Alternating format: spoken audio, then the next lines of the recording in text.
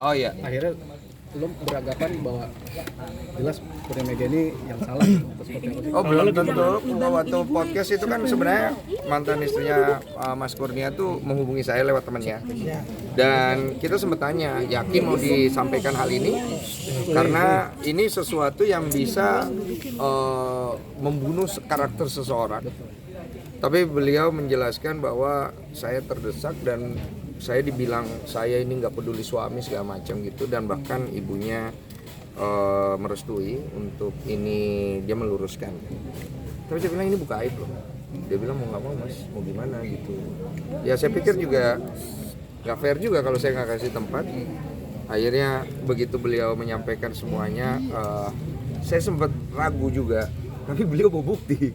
Jadi saya kayak oke lah, saya bersimpati lah. Makanya saya sempat ngomong di akhir podcast bahwa kalau Mas Mega bisa datang ke tempat saya, yuk, saya juga bersedia pasti untuk meluruskan semuanya, membantu lah. Karena setiap manusia pasti ada baik, ada buruk lah gitu ya. Dan kalau ditanya apakah benar 100%, hanya mereka yang tahu. Tapi biar bagaimanapun sebenarnya saya di sini tidak mau masyarakat melihat ini sebagai ajang pembenaran. Karena ketika ada perpisahan semuanya rugi, terutama anak-anak. Saya sempat ngobrol sama anak-anaknya, tapi saya nggak mau masukin di podcast karena menurut saya tidak pantas sekali anak-anak kalau masuk podcast untuk urusan masalah rumah tangga kan. Jadi saya ngobrol dan saya sempat bilang kepada mereka jangan sampai akhirnya mereka terluka dengan keadaan ini, karena tidak akan ada kebaikan yang nanti mereka akan terima.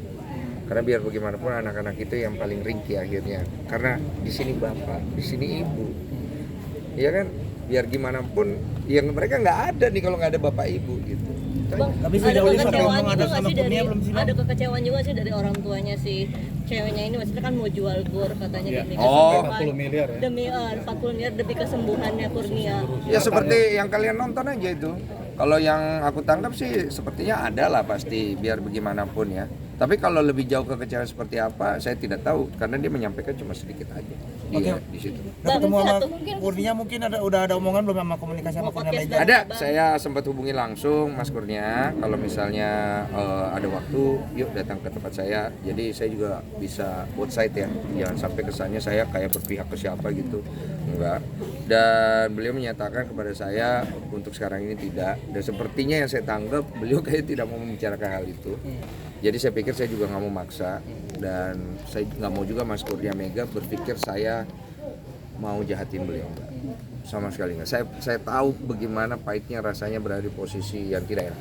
Bang Denso, mungkin gimana nih kan program kehamilan juga mau lagi coba lagi terus seperti apa sih? Untuk update. Apa sih?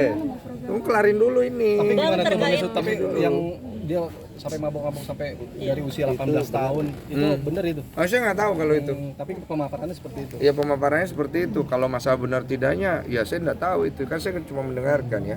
Dan saya juga tidak mau orang akhirnya nanti kalau misalnya nggak benar ya, makanya saya mau undang Mas Mega kan maksudnya. Itu kan membunuh karakter orang soalnya. Tapi itu secara tidak langsung seorang atlet lah bisa dibilang kecolongan juga dong, artinya lembaga instansi tertentu dengan dia memiliki habit yang sangat tidak baik. Saya pikir segala perbuatan baik untuk menolong orang yang mengalami kondisi seperti Mas Kurnia Mega itu jangan dijadikan sebagai kekecewaan. Terlepas dari apapun masalah hidupnya Mas Kurnia Mega dengan mantan istrinya, beliau sakit. Beliau butuh bantuan, beliau sedang berjuang untuk hidupnya. Oke? Oke, Bang, terkait WNA Korea Ami. Bu Ami, seperti apa sih Bang melihatnya, Bang?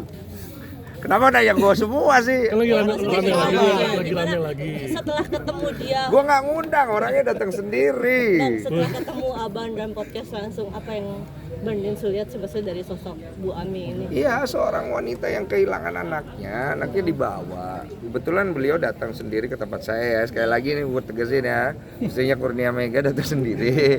Ibu yang Korea juga datang sendiri, meminta bantuan untuk mengklarifikasi dan memviralkan masalah yang dialami karena tidak ada pertolongan yang didapat. Saya kan juga sebagai seorang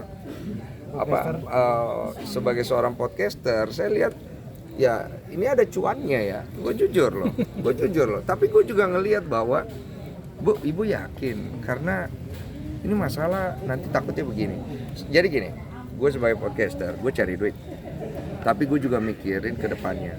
Gue tidak akan mau mempodcast orang itu sebelum mereka benar-benar yakin apabila berbicara tentang sesuatu yang sangat krusial.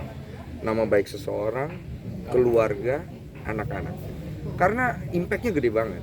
Dan dia bilang saya udah gak ada solusi, saya bingung, saya juga kasihan.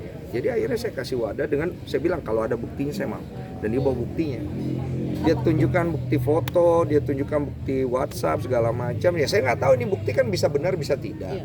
Tapi paling tidak saat itu dia menunjukkan keseriusan dan fakta yang dia punya. Walaupun saya belum tahu itu benar atau tidak. Ya udah saya dengarkan dan saya bersimpati sekali untuk seorang ibu yang kehilangan anak. Saya nggak tahu masalah rumah tangga mereka seperti apa dan saya nggak tahu siapa yang benar siapa yang salah. Netizen yang mungkin bisa nilai sendiri. Tapi yang paling pasti masalah mereka itu harus selesai di pengadilan keluarga di Singapura setahu saya. Family court bukan di public court. Sekarang masalahnya dibawa ke public court. Jadinya saya menyayangkan sekali akhirnya anak yang tidak perlu hadir nongol ngapain gitu loh. This is parents, please stop it gitu. Anak di bawah umur, no, don't go there gitu loh. Whatsoever is that, don't go there.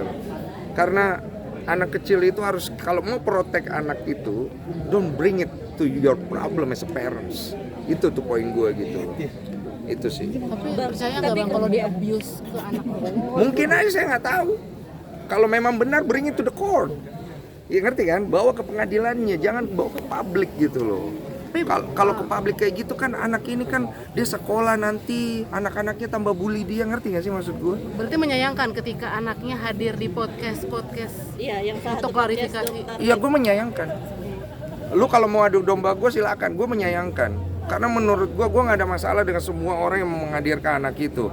Orangnya ya, individunya gue menyayangkan anak itu harus nongol untuk melakukan podcast, usianya masih kecil sekali, mau dia benar atau tidak bukan di situ tempatnya, bawa ke pengadilan, biar dia berbicara di sana karena di sana tempatnya. Oke, tapi cerita nggak sih Bomi maksudnya kenapa teriak-teriak anak yang pertama ketika di RS itu? Histeris sekali kan anak yang pertama yang baju hijau. Oh itu hanya mereka yang tahu, dan bukan di media untuk masalah itu, karena urusan anak itu kan urusan hak asuh, itu biar di pengadilan. Lu bayangin ya, lu punya anak ya itu masih kecil, belum terlalu tahu semua lah. Dia lu framing dia, lu taruh dia di media sebagai jejak digital, come on lah. Lu nggak belum kaya, janganlah. Kalau TCR-nya sendiri menurut kamu gimana menjadi pelakor antara mereka? Saya nggak tahu benar atau enggak, itu hanya mereka yang tahu, saya bukan hakimnya. Intinya adalah poin saya itu tadi. Itu aja sih. Update kok. Update tuh soal Gimana?